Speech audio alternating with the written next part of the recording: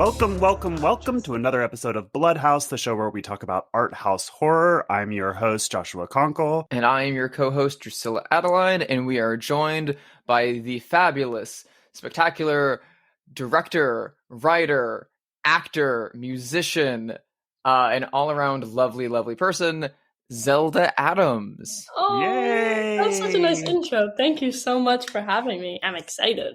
Yeah, what an honor. I mean, we could have gone on and on and on because you're also a model, a soccer player, I don't know, an astronaut. What else do you do? It feels like you have many hyphens. How's it going? How are you? I'm good. I'm in New York City right now. It's cold as hell, so I'm hibernating in my apartment. How are you guys? Good. So did you move to the city? I am actually visiting because I had a modeling job yesterday, so I'm staying in my aunt's apartment, which has been really fun. It's a good escape from upstate New York. Well, I don't know about that. Listen, I lived in New York for like 15 years, and I love that city. But when I watched your movie Hellbender, now available on Shudder, I'm going through like a big cottagecore phase right now, Yes. and I live in LA now, which I also love. But when I watched that movie, of course, it's a horror movie, so terrifying things are happening. But I was like, I wonder what town they filmed this in. It looks so nice. Look, they have a little art gallery there. They have a bookstore. Yeah, there's very few horror movies these days that make me like open Zillow, but yeah, Hellbender may have done really it. Pretty. Hey, I think that you would like it. The town that we shot it in and like the area, it's pretty up and coming. There's like a new bakery and a Vietnamese restaurant, so I think you'd like it. Yeah, I mean, if terrible things are happening, at least they're happening in the Catskills or along the Hudson somewhere. You know, like it looks so beautiful. Wait a second, are you starting school this year or? So I am currently a senior in high school right now, and I've applied to a bunch of different colleges. And this month, at the end of the month, I start to find out like where I'm accepted. So next year, hopefully I'll get into some good colleges. Boy, oh boy, that's such a strange, stressful time, I bet. Oh, well, not I bet. I remember I did it. That's a lot. Yeah, there's a lot of days of crying, screaming, and yelling and procrastinating doing college essays and instead watching horror movies. Yeah. Why does that sound familiar to me? I know. But I feel like any entrance exam is going to like look over like half of your CV and be like, well, okay, perfect. It's true. It's true. I mean, especially if you are going into filmmaking, I feel like you have a leg up. But I don't know if that's what you want to do. Do you know what you want to do? Or do you have a plan? Sorry to be an adult about this. It's okay. I never did.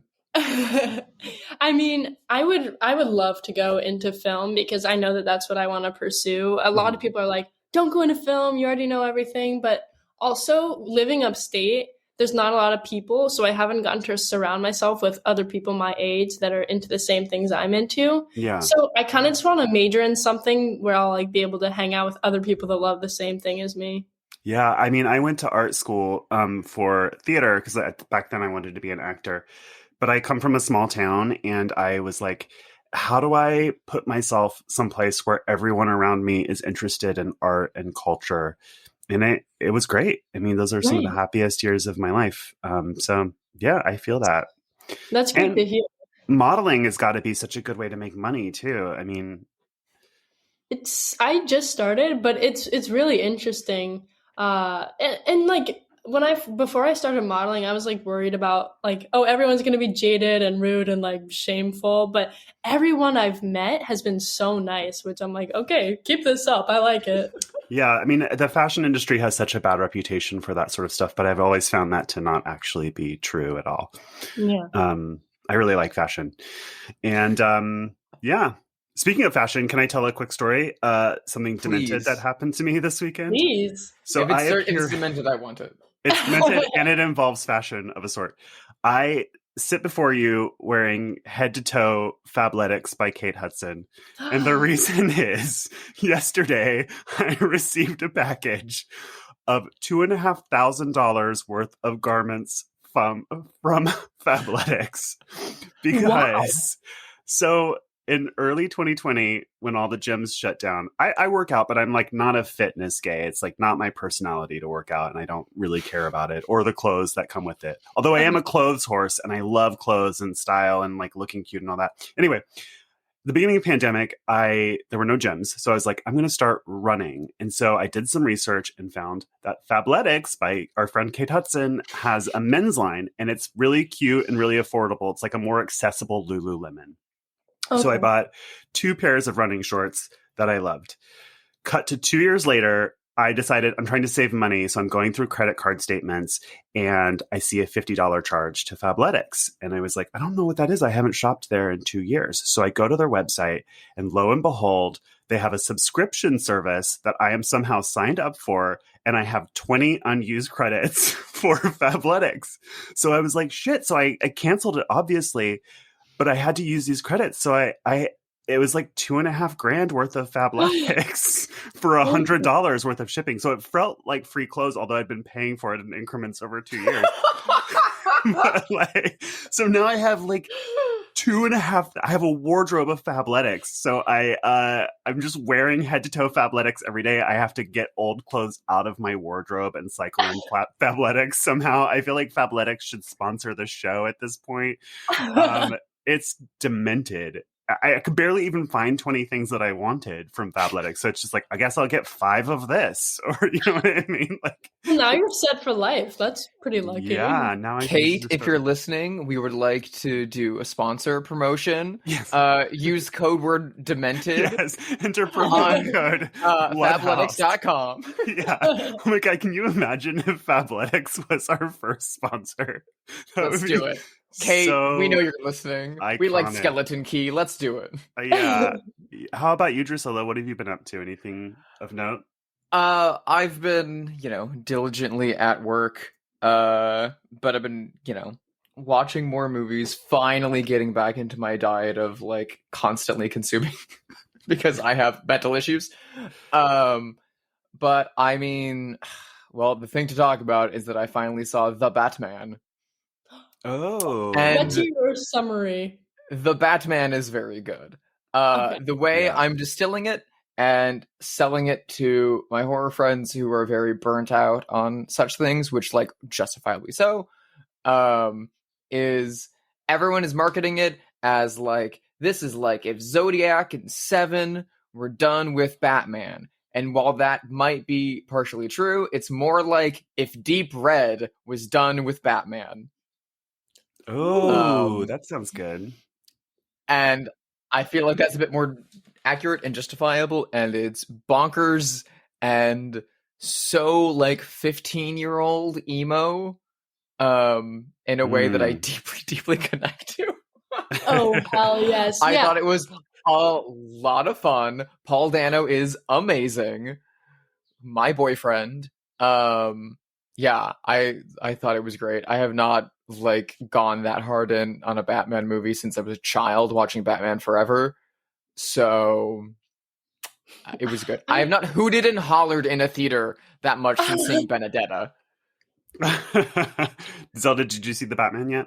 No, but like ever since the trailer came out and Something in the Way by Nirvana was the song in the trailer, I was like, all right, this is going to be like my new favorite movie. I'm going to go back. It's in the movie multiple times. I need to watch it so bad. There's all of these scenes where you get moody Robert Pattinson with his messy black bangs, and he's wearing all his eyeliner from being in the bat suit, but it's sweaty and smeared down because he's been in his leather-clad bat suit all day. You're killing me. Sitting in his like goth Charles Adams designed apartment with all of these gothic archways, and he's brooding like David Boreanaz and Angel over all of these criminal case files, listening to Something in the Way by Nirvana.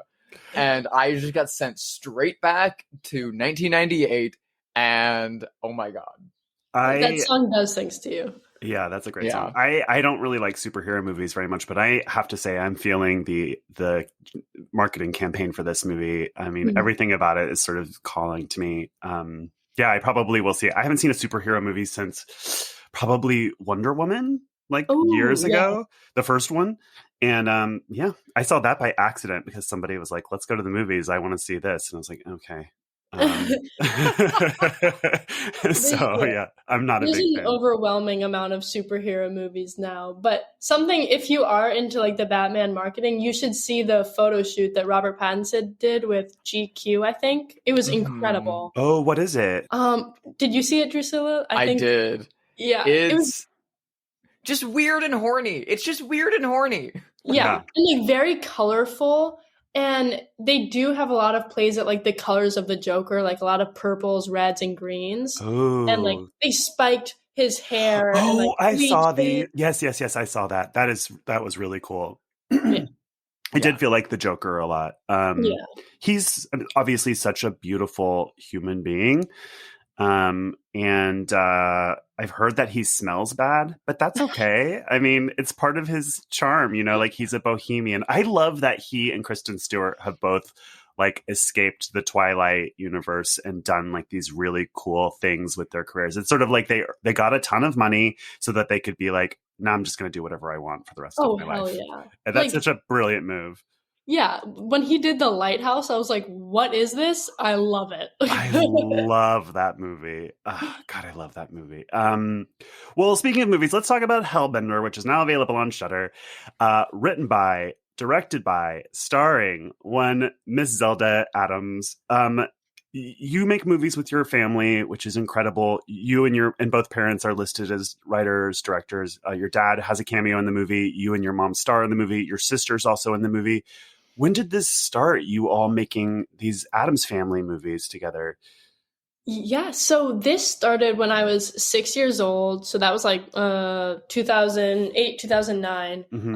My mom has been an actress forever, and we lived in LA for a bit. But then she stopped getting work around like when she hit her 40s, which is really unfortunate. Yeah, yeah. Hollywood is like, oh, you're 40, You're we're not done. gonna, yeah, which is ridiculous. So instead of waiting around to get a job, my parents were like, why don't we make our own movie? Toby, you're a fantastic writer. John loves, cameras and behind the scenes stuff. So they came up to Lulu and me, my sister, and were like, hey, what do you guys think about being in a movie? And Twilight had just come out, and I was like, oh, I want to be, the next Bella Swan. So I was like, yeah, I want to be in a movie, please, like, let's do this. So we made our first film in 2009, and then since then we've made 7. And Wow. yeah, our first 4 films were dramas, but then if you don't have Brad Pitt in it, it's a little hard to get traction. So Sure, we just yeah. ventured into horror and figured out how much we love it so much. And Yeah. here we are. It's so cool. I mean, I play Yahtzee with my parents, so I'm like quaking with jealousy, crying, throwing up, shaking. I love my parents very much, but I just think it's so cool. And of course, you're also talented, so that's part of it. Your mom is such a great actress, and your dad was really good in his cameo as well. And I he's the editor, right? Yeah, he's a great editor.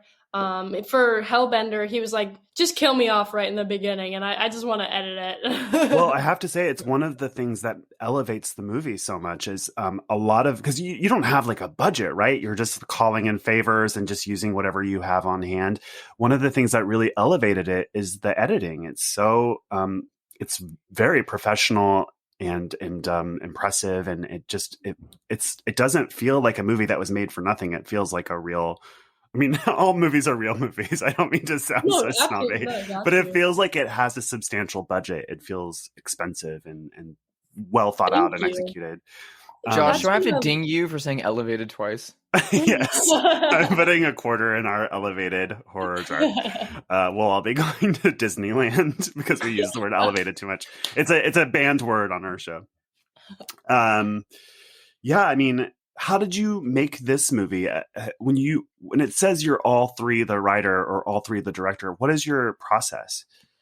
So it normally starts with one peculiar little idea, and then we bring it to the team, and then we all start just like slinging spaghetti ideas, and some, hit the wall and stick, some, drip away and they're poof, they're gone. But then like this beautiful story starts to mold, and I can't remember a day that we haven't been making a film, so we always just start. And we Yeah. normally make a lot of mistakes in the beginning and like are like, all right, let's go shoot this again. And then we shoot it 7 more times. But eventually we start to understand the story and our characters a lot more. And we normally shoot things like when we'll have breakfast, talk about what we want to shoot today, and then we'll go out and shoot it many times 3 different ways since we all are 3 directors and have different ideas, and then go home and put it in the computer, see how it looks, and if it looks good, we don't have to shoot it again, but if it doesn't, we have to go shoot it again, which is lucky because we're a family. We can just do it that day or the next day. That's so interesting. It's a real lesson to filmmakers, I think, that you just like can't wait around for money or approval. You just have to get out there and do it. Yeah, it's such a cool process. Do you ever like get into fights or anything like that? I mean, do you ever battle for supremacy over who's going to get their vision in the movie? Or is it...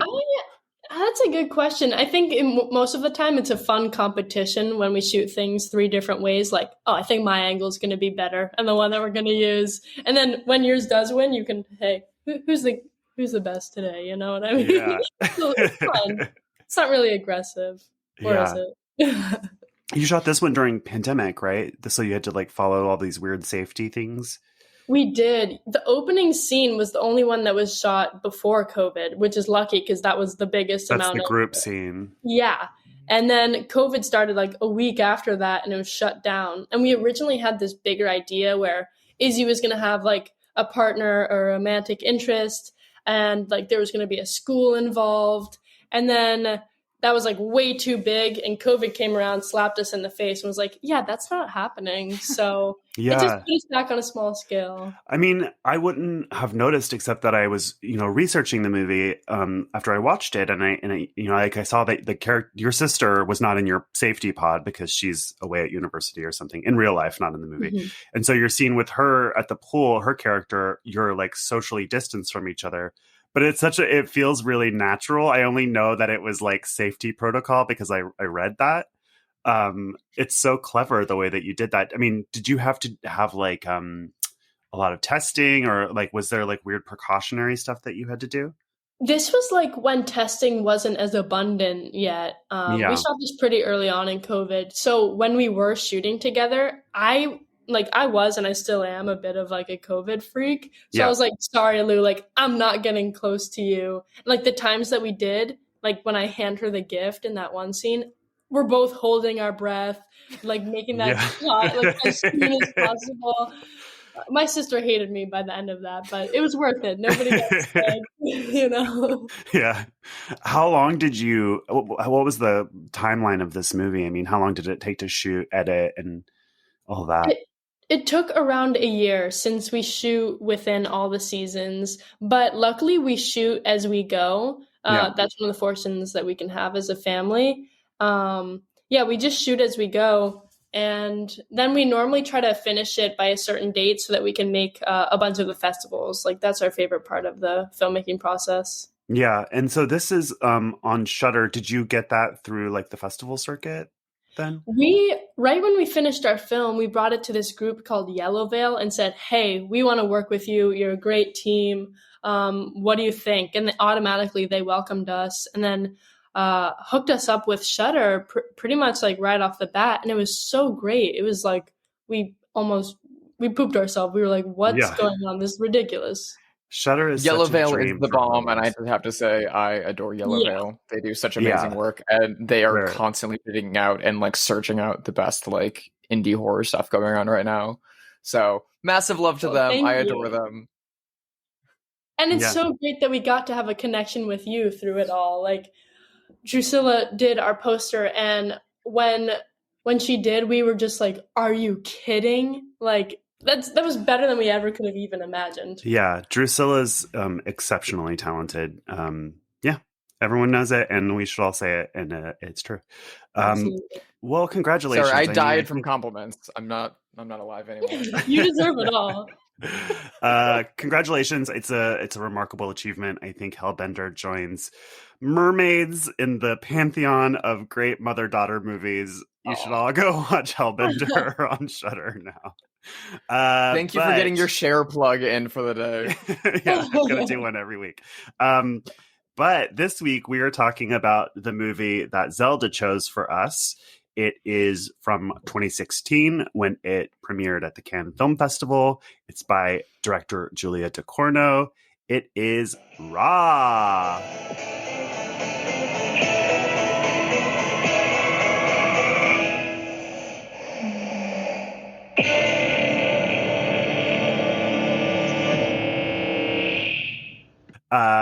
Why did you pick Raw? What's your relationship to this movie, Zelda?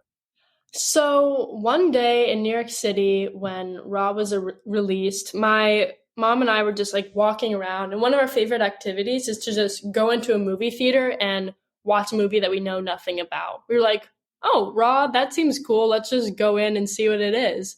And that was the best experience with my mom and in going to see a movie, because we walked in knowing nothing and then left feeling a whirlwind of feelings, the most shock that you can ever feel. So, yeah. What are your guys' thoughts on Raw? Drew? I love Raw, and I love that you chose that to talk about, because the like DNA of Hellbender and the DNA of Raw are like kissing cousins. Like, you're very connected. And I can definitely see both of those kind of like intertwined together in a really beautiful way. Oh God, when did I first see Raw? It feels like something that's kind of been in me for a while. I'm trying to remember when I was infected with Raw. I had to have heard about it when it was doing festivals, because it was getting all of this like buzz for like, people are fainting in theaters at this movie. People are puking at this movie. Yeah. What could this be? I think the New Art in Los Angeles made vomit bags. Oh my gosh. When they screened it, which like love that touch. Very, very Mark of the Devil 70s throwback. So I didn't see it in the theaters. I probably saw it on streaming. But like as soon as it was available to me, I like ran out and watched it, because I had been like eagerly awaiting it. And I mean, she was being discussed in the press as being like the heir apparent to David Cronenberg, and I was like, we'll see about that. And they were right. Yeah, she's amazing. Yeah, Julia Ducournau is the best, and what she's doing with body horror and the female body is fucking amazing. Mm-hmm. But at the same time, this movie owes more to like, I feel like Pretty in Pink and like Carrie than it does to like The Brood or Crash. I don't know. There's something very John Hughes about Raw. Yeah. I mean, it is a coming of age movie, but I think of it in terms of Cronenberg. I think of it more as like really early Cronenberg, like Shivers or Rabid. I love Shivers so much. Yeah, Shivers is. We should do that on the show sometime. Yes. Yeah, I'm same. I didn't see it in the theaters, but I heard about it from the festivals and I saw it on streaming. It was on Hulu at first, the way that Titan is now. I think that distributor has a deal with Hulu or something, and I really liked it. I still really like it. I guess I should give a quick synopsis of it. So this movie is about a girl whose name is Justina, I think. Justine. Mm-hmm. And she is going to college. She's going to college for veterinary school, and her older sister is already an upperclassman there. Her parents both met there, so it's like a family legacy to go to this school and become a vet. Her whole family is vegetarian, so she's never eaten meat in her whole life until when we get to the school, it's hazing week, and it happens every year, and they make her eat a raw rabbit kidney, which is vile. And as soon as she does, she starts getting a full body rash, and she starts to have these like kind of vampiric-ish hunger pains and a desire to consume meat, which leads to the revelation that this might be in some way tied to her family and some sort of dark legacy. And it's all very sexual and very horny and violent. And that's about the sum of it. And loosely, would anyone like to amend that or add to it or subtract it? You nailed it. Is anybody here a vegetarian, or has anyone ever been a vegetarian? Yeah, I have tried to be vegan and vegetarian for a while. My mom's a vegan vegetarian. I'm currently in a period where I'm not vegetarian, but I go in and out a lot. Yeah. I tried when I was in the 8th grade to be a vegetarian because I was dating a person who was a vegetarian, and it was very in vogue. And all the members of Green Day and Anti-Flag were vegetarians. And I was like, you know what? I'm going to be a vegetarian. And then a week later, I was at a Chipotle, and that ended. So, I'm pretty on the carnivore side of things, unfortunately. Yeah, I'm Southern, so my family is like meat and potatoes, but I tried to be a vegetarian in the 90s in junior high, like during those alt rock days, and I basically just ate French fries for a year, and that's it. Yeah, that's how it is. Very sick. And then I married a vegetarian who's like a militant animal activist. We were married for a couple of years, are no longer married. Surprise, surprise. But I was a vegetarian on paper, but I would sneak off and have cheeseburgers once a month. That's incredible. I felt so weak. And I actually think vegetarianism is rad, and I would love to be a vegetarian. I just don't really have the willpower. That's why I love raw so much. I relate to it. I want to be a vegetarian. I like the idea of it, but god damn it. Yeah, burgers taste good. They are so good. It's like my steaks and burgers are like the thing that I miss most when I'm not eating meat. I really like red meat, and I know that that's the worst, but it's so good. I can give up chicken, no problem, but that red meat is so hard. Quick tangent. I texted this to Drusilla. After I watched this movie like 2 days ago, Page Six tweeted a picture of Heidi Montag, and she is eating a bison heart. She's just like walking down the street eating a raw bison heart like it's a churro, and smiling and like in workout casual gear, probably Fabletics, and it says Heidi Montag enjoys a bison heart as part of her raw meat diet, and I was like, how perfect. This is just right in time for Raw by Julia Ducournau. I stepped out of the shower to that photo and a text from Josh being like, Raw 2019, 2016, Julia Ducournau. That can't be healthy, right? I mean, hell no. You can't eat raw meat. You get sick, right? I know, I think so. I was like, I showed it to my friend, and they're like, "Well, lions do it," and I was like, "That's not a comp. We're not lions." So that's a tangent. I just wanted to talk about vegetarianism for a moment. I love it. So she's being hazed at this school. It's really awful. The school seems pretty unappealing to me. For their school photo, all the freshmen have to be, grouped together for like a classman freshman photo, but then they pour blood on them like Carrie, and then they have to walk around with these lab coats covered in blood for it seemed like days. So it's week 1 of this terrible university. They're going through hazing. They're made to like crawl through what looks like a parking garage, which leads to like a big drug fueled party. A lot of the hazing stuff is really beautifully filmed. Like the shot of them all crawling on their hands and knees is very eerie and beautiful. I was trying to read reviews of this, and they were all positive except for one person, and I want to get y'all's take on this. One critic said that the movie is all set pieces that are meant to look beautiful but are kind of empty or shallow. What do you think about that criticism? That's really interesting. I was going to say, I feel like the set design really added to the flavor of the movie. I kind of love the brutalistic architecture. First of all, because I love kind of ugly things. Yeah. But but I think that they did that on purpose, and I think it just added to the movie. What do you guys think? Yeah, I love the color, the cinematography, and the look of the movie. I think it's very modern, but I also think that, like, you know, slapping a movie like this with the, like, I mean, that's basically a style over substance Style over complaint, substance, which is which is bullshit my because style is substance. yes, thank you, Marshall McLuhan. The media is the message. But on top of that, like, style is the best. I don't care if there's no substance, but also there's so much fucking substance in this movie. Yeah. All of the style is backing it up. And additionally, this kind of like French hyper stylized filmmaking style jumps back to the 1980s cinema de look movement that like Jean-Jacques Binet was doing with like Moon in the Gutter and Diva and Betty Blue.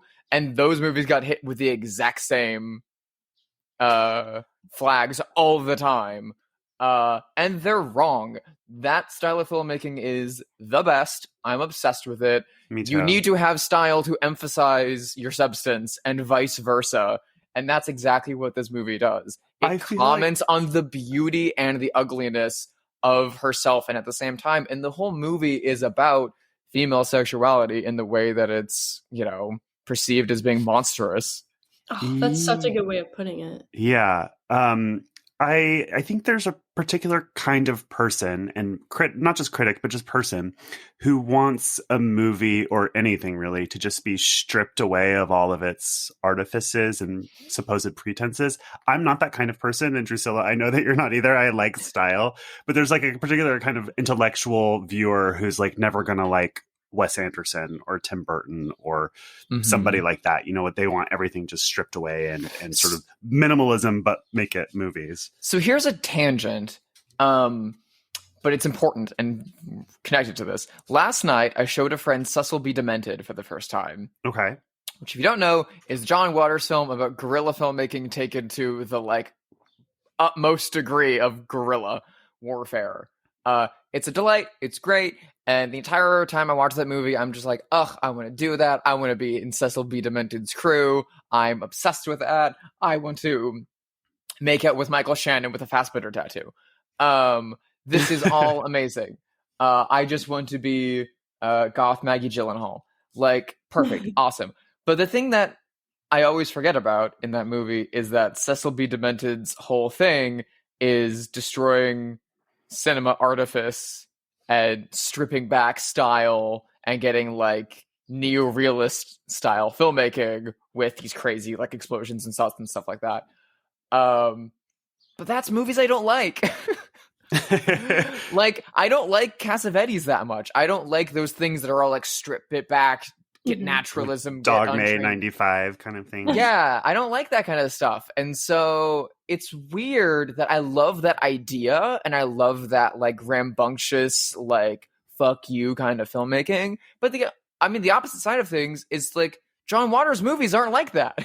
John Waters movies are hyper stylized and over the top. Yeah. Even his early stuff that he was shooting in his backyard. Like, yeah, when I was writing plays really earnestly, I had a tough time because my plays were really stylized and aesthetic. And what was in style was like really quiet naturalism, you know, like a family is on vacation at the lake house and a secret comes out, you know, like that kind of play, which is not what I was interested in. And my point was always like, even though that's sometimes called realism, it's not realistic because you don't actually experience life that way. The way that you experience life inside of your body and mind and heart is incredibly stylized. You know, time slows down and it speeds up. And I think that's actually much more honest to our lived experience as people. But yeah, but I'm losing myself. But to Zelda's point about the sets, I loved the setting of the veterinary college because there'd suddenly be a shot of like a horse on a treadmill, or there's a shot where she goes to see her older sister and her sister has her full hand and arm up a cow's butt. I really loved it. There's a scene where all the students have to give a horse ketamine and then I don't know, they're like put it on a gurney, which lifts it up. And it's so cool and interesting. I forgot actually that ketamine was a horse tranquilizer and not just a drug that came into at nightclubs. I don't know. Did you guys, what did you make of this school and of this setting? And I don't know, in terms of symbolism or anything like that, I thought it was so interesting and beautiful. I think that the title has so many meanings behind it. It is a lot about raw meat and raw sexuality, but also just the entire like visuals and what happens within it is so raw. The setting is so raw. It felt really real to me. I was like, okay, this is not like some glorified made up campus. This has dirt and it's gritty and it's gray. Yeah. And just like watching like how they dealt with the horse, I was like, I've never seen this in my life. This is how like vets do it. What? Yeah. And just like it made me feel, oh my God. It put a lot of like it made me realize how realistic all that was. I was in shock. I loved it. Yeah, it's such a beautiful movie. I don't know to what extent this fits in the legacy of like French extremist horror movies or not. I'm Drusilla, maybe you know. I don't really know a lot about that subgenre. Yeah, I haven't seen a ton of them. I need to. I need to see Martyrs and High Tension. Like, I'll do it one day, but you know my opinion on Yeah. those early 2000s torture porn films. Oh, I can't do it. not Yeah, a fan. We're not fans. Yeah, Really. we talked about that last week. It's just too much. It's It is. entirely too much, and I think that this movie is very much like following off of that. It's very much a movie that came out 10 years after that craze died down. So Yeah. it still plays into some of those audiences. However, I don't think from a filmmaking perspective that it's rooted in those whatsoever. I think more from a marketing perspective, it was able to do better because of that. But like I said, from a filmmaking perspective, it owes so much more to David Cronenberg and what was the other one?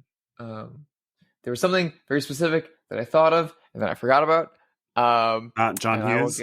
Well, yes, yeah, John Hughes, very much so. Well, the other thing about that I find really interesting was that I read an interview with Julia Ducournau where she said that she didn't like the fact that this movie was marketed and discussed as a horror film. Wow.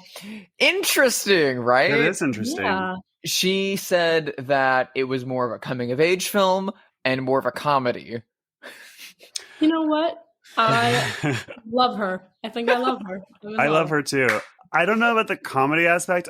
In fact, I think one thing I've noticed about French people is that they're not funny as compared to British people or Americans or Australians. I mean, they think that what's his face is like the height of comedy. I can't remember his name. This old timey comedian that they love. That's American. Oh, do they love Jerry Lewis? Jerry Lewis, thank you. French love Jerry Lewis, yeah.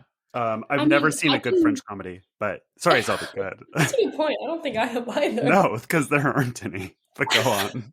You should see Fanfan La Tulipe. There's good French comedies. Okay, Drusilla. That's good to know. I like being stubborn, though.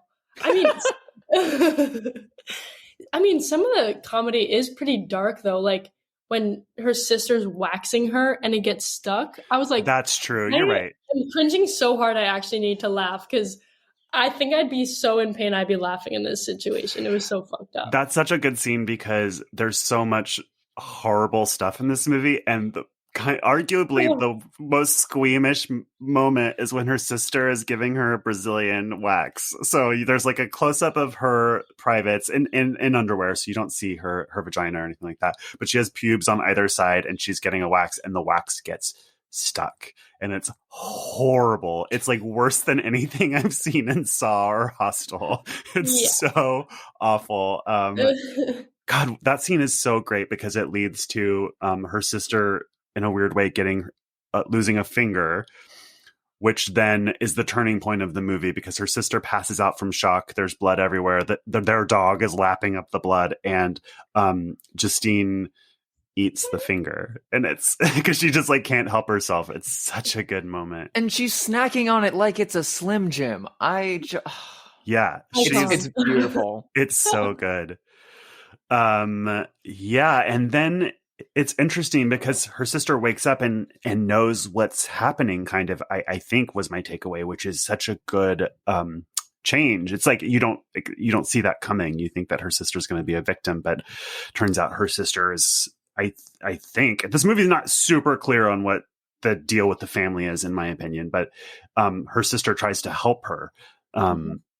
What is your take on this sort of like family legacy aspect of it? I don't know if we should spoil the ending or if it's even spoilable, because I didn't really understand it in a logical linear storyline kind of way. But the cannibalistic urges seem to be about female sexuality, but there's also this thing about her family, which includes a mom and a dad. And I'm not sure, I guess, what this movie is trying to say. I think you're right that it's talking about like raw female sexuality, but I don't know what it thinks about that, I guess. I mean, I do think a lot of it is kind of about, suppressing what is like real and natural to you. That's kind of what, it seems like the mom was doing with her daughter, Justine, was making her vegetarian, hiding her true nature that she knows is like within their family lineage from Justine. But as we all kind of know, with parent and child relationships, like the more that a parent is strict and is going to like keep something from their child, that child is just going to be more sneaky and end up doing it to extreme amounts. Yeah. I feel like that's something, there's a lot of potential of that happening with Justine's character. Yeah. The familial lineage connected to the kind of cannibalistic urges in this, which is then like metaphorically tied into female sexuality, reminds me so much of the Cat People movies. Both the 40s ones and then of course the like crazy sexual 80s one, which all three of those movies are a delight. Yeah, they're great. We'll have to talk about them at length sometime. But the crux of that is that there's an Eastern European woman who moves to America, falls in love with a straight-laced dude, and she would like to express her physical attraction for him, we'll say, in a very coded 1940s language, but is afraid to do so because of a curse on her people that when a woman is impassioned, she turns into a panther and mauls to death the person that she's with. And so she guards herself away, is never sexual with him, and it causes the downfall of relationships and then herself and this like creeping paranoia rooted in her sexuality. And they're doing the same thing in Raw, but with a different perspective on it. In the Cat People movies, it's very much like, this is so bad. Oh my God, she could turn into a panther at any moment. We better hope that never happens. Meanwhile, as Raw goes on, you're like, yeah, you go get a hamburger. All right.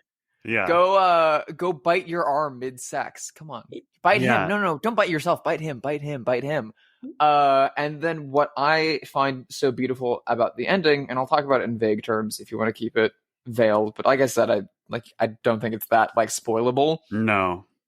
I think what the kind of crux of the ending is about, for me at least, is that like the world at large is always going to see this aspect of your desire and personhood as being dangerous. But there is always going to be other people out there who don't see that and are willing to expose themselves and be vulnerable with you despite whatever perceived danger you might be, and actually be earnest and honest with you in a loving manner despite this like idea of monsterhood around that sexuality and that desire. And I think that's what the ending is getting at, in like a really beautiful way. Yeah. And what's also like the most fucked up shot of the movie is the most beautiful thing. And I think it's amazing. And when I first saw the movie and that scene happened, I was so caught up in the visuals of it that I wasn't like taking in the dialogue. Yeah,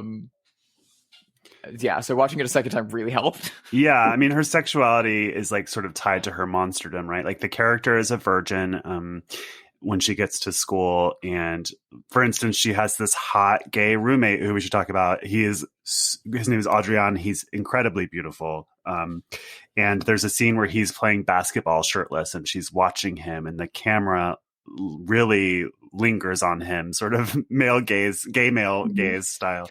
And you can't tell if she like wants to fuck him or wants to eat him. You know what I mean? And they're sort of connected. It could be either or both. And the movie sort of makes you as the viewer feel, like you said, Drusilla, like you want her to eat these people because it's like sexual and it's like this thing that she's repressing, and then it really ties all of it to sex. And then also there's the other, like the waxing stuff, like it, like the fact that she can't be waxed feels tied to her monsterdom too. Like there's a scene about her hairy pits, about how she can't get this hair off, about this rash that won't go away unless she like eats people. Yeah, I mean, this is, I guess it joins a legacy of like all kinds of things, including basically witch stories, which is about, and in Hellbender as well, which is like the fear of like women's primal sexuality or power. And No, yeah, absolutely. And I one thing I found really interesting is I was doing research on Julia Ducournau, and apparently her parents were both doctors. Her mom was a gynecologist and her dad was a dermatologist. And I right when I read that, I was like, wow, this very much translates into the films. But also, she was saying how it's really interesting when she grew up, how she would hear how her parents talked about just like death and body parts, like it was like they were talking about food. It was so like simple and honest and raw. And it's so cool how that translates into her films. And yeah, I definitely saw that. This movie has a lot of pedigree. It premiered at the Cannes Film Festival. And it was during a time when, I'm using this term in quotes, elevated horror was a thing. Do you think that there's a part of me that feels this movie is very good, and I don't mean any of this as slander. I'm not sure that this movie is any more artful than a lot of movies that were coming out around the time. And I don't know what degree its premiering at Cannes is based on the fact that it's French, or by like a young prodigy, or I don't know what I'm swimming around. First of all, do you think the reputation of this movie is earned, both artistically and like violence wise? Because I was actually, based on the reputation, I didn't find it too violent or shocking personally. So I don't know if that's like coming from a non-horror audience. That's a really good question. And it makes me think, I think when it came out, I felt like I was watching a lot of just like the same horror movies over and over, like classic Hollywood films that like were the same story, like Annabelle and The Conjuring, all that. I was like, okay, I've seen this a million times before. And then you made a really good point. Like, does it seem more elevated because it is, a foreign film? It's from France. And maybe it does, because when I watched it, I felt this is so different. The colors they use, the music sounds so different. Yeah. But is it just because it's from a different country? I don't know. Yeah, I mean, Cannes is in France, so maybe I'm reaching, but also, like, on the flip side, some really, really dumb, bad American films also open at Cannes, because Cannes is, yes, it's a film festival, but it's also a film sales market. Mm-hmm. So, like, many things premiere at Cannes. It doesn't mean it's artful and great. It just premiered at a place to sell a movie to get a distributor. But we always attach that to movies to make them seem more prestigious, because look at that French film festival it played at. Ho, ho, ho, ho, ho. Yeah. But I think from like, an art horror standpoint, everything that this movie's doing from like an artistic perspective is the same thing that Ginger Snaps is doing from an artistic perspective. Well, that's kind of what I mean. Like, Ginger Snaps is a good comp. I think that movie Teeth is a good comp. There's a lot of comps that kind of went unnoticed. And so I guess I'm just kind of questioning why this one didn't, when there's so many good comps that didn't get the attention. And to be totally transparent, there might be a part of me that's just like jealous that this like incredibly gifted young woman got this cool opportunity right out of the gate. So that's coloring this conversation too, probably. I think it's more about the way that the world and audiences have changed, and the way that I think distribution has changed since the early 2000s. I probably just lean on Ginger Snaps here as like a reference point, because like Carrie's doing the same shit, and Carrie was crazy successful. Yeah. both versions of Cat People were doing the same stuff and were crazy successful. Ginger Snaps, being a Canadian independent film, like didn't do very well. It played Sundance, and then it like was relegated to being like a cult video titles for years. And when I saw it, it was like playing on late night basic cable with this like, here's a weird movie you've never heard of. Here's Ginger Snaps, and it's now kind of reached this kind of zenith of like cult status. But I think the world in the early 2000s, especially in America, versus where we are at, you know, in 2016 and now, with our, you know, American perceptions on female sexuality, and liberation, and how it's connected to depictions in film has changed drastically. We have a very, very large influx of female directors in the past 20 years. I mean, if you look at all the great female directors of the 1980s, when it came to the early 2000s, they weren't making features anymore. Yeah. They were relegated to making television. Right. And the female-led stories and the like edgier female-led stories like that were relegated to independent horror films like May and Teeth and things like that. And it's taken a long time for those movies to get, those kinds of movies and stories from, and not even horror perspective, to get back into kind of mainstream discussion. Yeah. And I think that has a lot to do with it. And then also, of course, it's French, so it's got to be artsy. Yeah. Yeah, I mean, this is the first woman-directed movie that we've covered on the show, and you know, you're a woman, I am a queer man. You know, we want to be discussing more women. It's not. There just aren't that many. That's the truth. I mean, there aren't as many. More movies are directed by men in the history of film, which is incredibly sexist. There aren't as many movies directed by women. So I feel like that's one of the reasons that I love Ross so much. And maybe it is because, you know, like I'm biased, but I was like, I need to latch onto this film as much as I can because it is a woman director. Yeah. But I was doing more research, and, you know, a lot of people ask Decournau, like, what's it like being a woman and a director? And she says it always pisses her off because she's like, my gender has nothing to do with being a director. Like, I'm just a director. And I think that we should separate the two. Making films has nothing to do with, you know, her sex. And I thought that was really interesting to read because I get that question a lot too. And I'm like, I don't know. I don't. Yeah, I mean, I can understand. Somebody said to me very nicely that this was their favorite queer horror podcast, and I was like, I don't think of it that way, to be honest. I of course, you know, Drusilla and I are both queer people, but I just don't think of that first.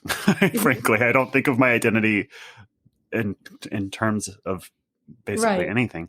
And we don't explicitly talk about queer horror films. I mean, yeah, we talked about The Hunger, and we, you know, we lust over people every single episode, but we do, and we really pulled out the gayer qualities of the devils. But you can't... a lot of the movies we have discussed are very heterosexual. Well, that's where I was getting. You cannot make a case for Audition being a gay film. No, not at all.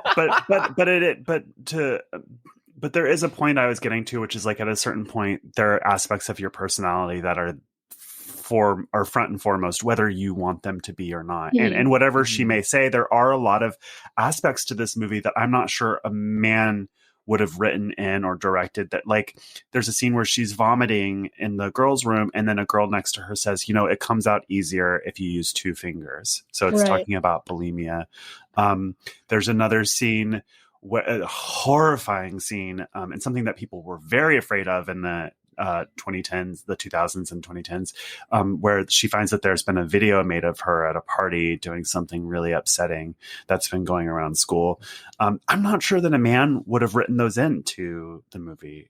Such a good point. That's such a good point. And like, even like the scenes with the sisters, I was like, I've never seen sisters really accurately represented in film before. Like peeing on a rooftop together and laughing. I was like, This is my favorite scene. I loved it. So there's a scene where she and her sister are on the rooftop, and they're like having a pissing contest, literally, where they're peeing standing up. And so they're like, no, just stick thrust your pelvis out and like push really hard. And so they're like drunk and pissing on themselves on the roof. And it just feels so weird, but also truthful and intimate and realistic. Yeah, it's so good. Well, anything else that we want to say about Raw before we get into have they seen it? I have one final comment, and that is, ever since I've rewatched it, I have been listening to the band Ortiz because they are a French sister goth rap duo who are they the ones who do that song that she's listening to on her headphones? Yeah, when she's getting ready for the party. Yeah, that's a really great song. It's a great song, and I have become obsessed with their 2013 album Sex Tape since then.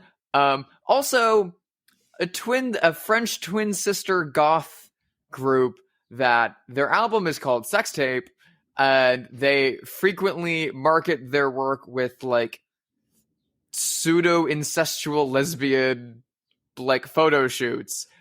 It's very odd and interesting, but it's like right on the money for this movie. Yeah, I really liked the use of that song.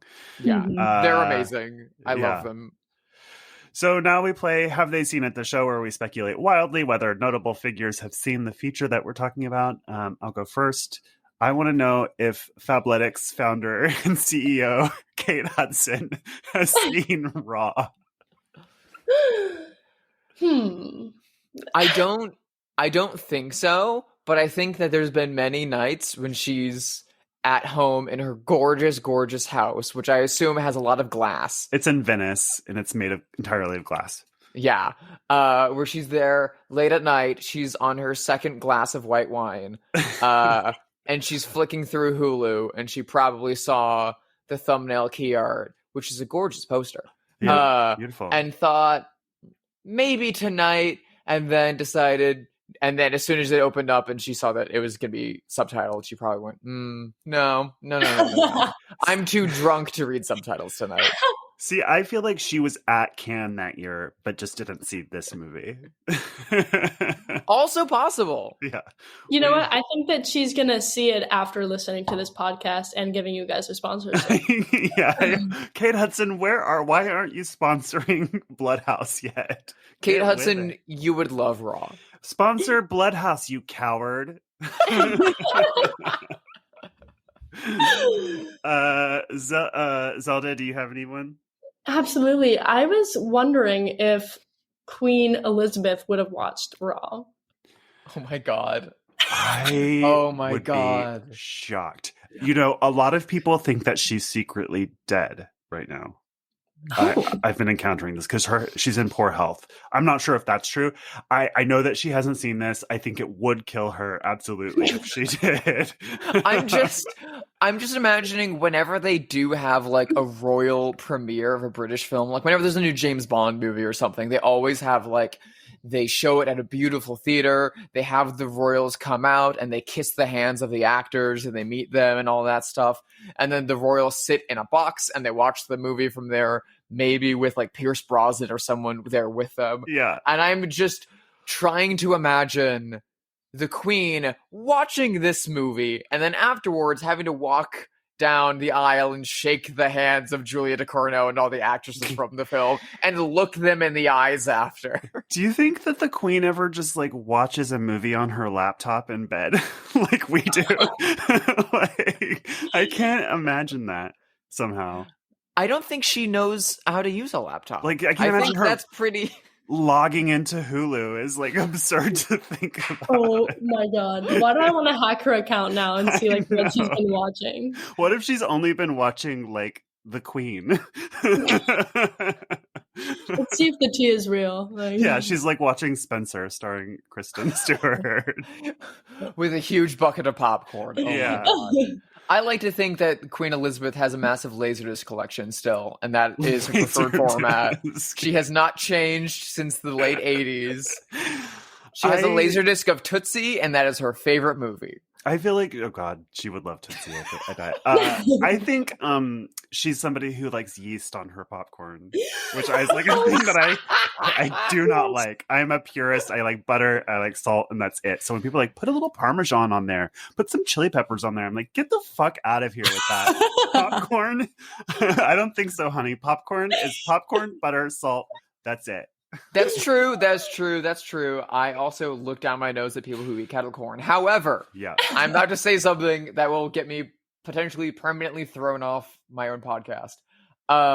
When I am at home and no one is around to watch me and I am in my shame, I will typically have a bowl of popcorn and watch a movie and then bring out a bottle of hot sauce. To put on the popcorn? To put on the popcorn. I love hot sauce. I have hot sauce in my bag. I do not put it on popcorn. I think you have to eat it quickly because it will it will dissolve the popcorn. Oh no, Drusilla. Oh no. The worst thing is that I will occasionally sneak a bottle of Tabasco sauce into the New Beverly. Oh my God. Quentin Tarantino, are you listening? Someone arrest this woman. And it has a smell. Like, it does. It's amazing. Honestly, I'm getting hungry thinking about it. You're a new bev every week, so that means that potentially there are dozens of people in LA who are like, this crazy woman pulled out hot sauce at the new bev and started putting it on her popcorn. I think if I smelled it, I'd be like, girl, can I have some, please? Yeah, it's great. It would make me want buffalo really cauliflower or something, but not popcorn. Great. Drusilla. So I have someone in mind. I think we've already mentioned him on a previous episode. We mention the same people every week, so that's not a surprise. However, this person is more relevant to this episode than anyone before. I would like to know if new wave icon and man we love to hate Morrissey has seen Raw. Oh my God. Yeah, I mean, he has an album called Meat is Murder. Like, famously, I think he watched this thinking that it was going to be like a vegetarian propaganda film. I think he watched it, and I think he probably liked it, but he's coming from the wrong angle. He's going to be like, this was made by PETA to be a vegan propaganda film. I don't know. I wonder what he would have thought of the soundtrack. Would he have liked it or looked down on it? Been like, they should have used my stuff. I think he's like a man in his 50s who pretends to like new music but doesn't really. Like, I'm right on the precipice of being this age. I'm like 10 years younger than this, but there's a lot of people like Gen Xers who are like, oh, I love rap music. And it's like, no, you don't. Come on. Like, I feel like he's one of those people. Now I just want to see a fan cam edit of Raw scored to like There's a Light That Will Never Go Out or something, or like Cemetery Gates. Yeah, that'd be good. You guys, I live a block away from PETA's world headquarters in Echo Park, and so there's always... Should we start dropping off copies of Raw? We should. It couldn't hurt. There's always like a big billboard above there, and they're always really hysterical to me, even though I appreciate the sentiment. Like, one is like a sea turtle swimming, and it says, "Was her life worth your fish fillet?" And I was like, first of all, I think for some reason it's so funny that the turtle is gendered as female, because it's like, surprise, you thought only men could be turtles. You know what I mean? It's just the Teenage Mutant Ninja Turtles were women the whole time. It has the feeling of like, women can be doctors, you know what I mean? But it's a turtle. I don't know. Maybe we should like drop off copies of Raw at PETA. More female Filet-O-Fish sandwiches. We need women turtles. We need women turtle representation. Folks, I think that's it for this episode of Bloodhouse. You can watch Hellbender on Shudder now. Zelda, where can people find you if you want them to find you? If not, don't say anything. No, please find me. I am on Instagram at Zelda Adams, but the two A's at the end of Zelda and the beginning of Adams are connected. So Zelda Dams. Thank you so much for having me. I genuinely, this was so fun. You both know so much about films, and it's so inspiring to hear. Well, Drusilla is like really a brainiac. I'm Yeah, you're like the incredible. dumb personality. Drusilla, where can people find you? You can find me at my website, sisterhidedesign.com, or on Twitter, which I'm never on, or Instagram, which I'm more slightly occasionally on, at Hyde Sister, which is the inversion of Sister Hyde. And also, you should watch that movie because it's fucking good. It is really good. Josh, where can we find you on social media? Twitter, Instagram at Joshua Conkle, and I'm starting to get into Letterboxd, which I've had for years and have never You used. finally have a... Oh, yeah. Also, I'm on Letterboxd as well. Yeah. Follow me on Letterboxd, guys. So I'm starting a Letterboxd, so you should follow me there. And then you could follow the show on all the socials, Bloodhouse Pod. House is Haus, like Bauhaus. And you can email us at bloodhousepod@gmail.com. Drusilla, what are we watching next week? And next week, we are taking a trek to Europe, and we are going to fill out some rental applications to join Roman Polanski in The Tenant. Bum, bum, bum. All right, thank you so much. See you all next week. Bye-bye.